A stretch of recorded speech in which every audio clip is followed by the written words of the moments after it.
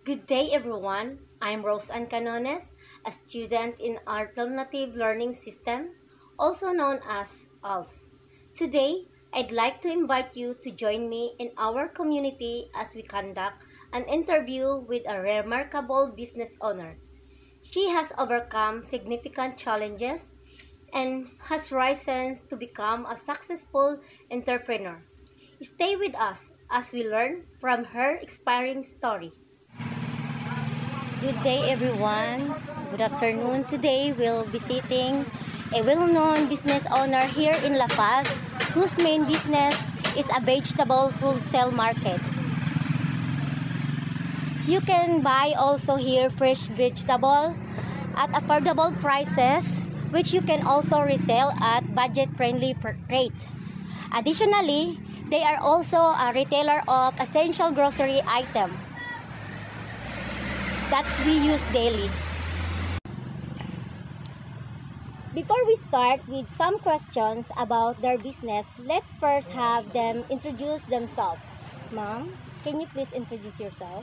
Hello po, ako po si Mrs. Shelani Basco, may-ari ng Randy Ayala Gulayan and Sari Sari Store. Ma'am, can I have some question? Here my question. What is the biggest failure you have ever encountered in your business? Biggest failure, tuwing mahina ang benta namin at madaming tinatapon ng mga gulay. Minsan parang nakakahina ng loob pero wala tayong magawa dahil part siya ng pagnenegosyo. Busy po yung ating, alam nyo na. Sabay Nakikita nyo kung paano ka hardworking po yung business owner.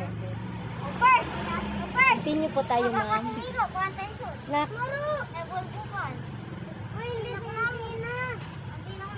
Yun po, ma'am, yung biggest failure nyo sa pagbi-business nyo. Opo. At saka, ano ang maibibigay nyong tips sa mga gustong maging business woman o man or entrepreneur? Tips ko po sa mga gustong mag-start ng business, puhunan natin sipag at tiyaga, mahalin natin mga customers, dahil pag wala sila, wala din yung negosyo natin, babagsak yan. Sa price din po dapat presyong pangmasa. Bahala maliit ang tubo, at least kumita ka na, nakatulong ka pa. Wow, napakagandang nakapaka-inspiring po na sagot ni ma'am.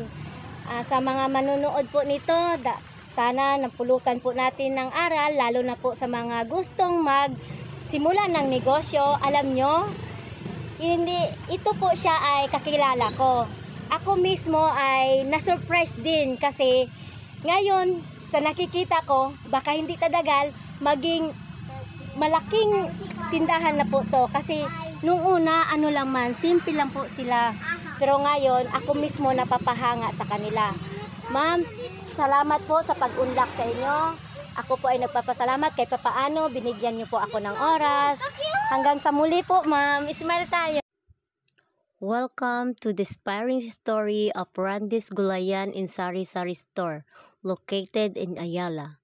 Their journey and business has been filled with challenges, but despite the hardship, they never give up.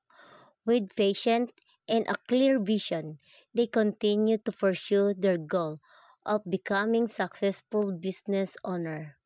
To all aspiring entrepreneur, remember, success does not come easy. Stay dedicated, overcome obstacles, and keep moving forward.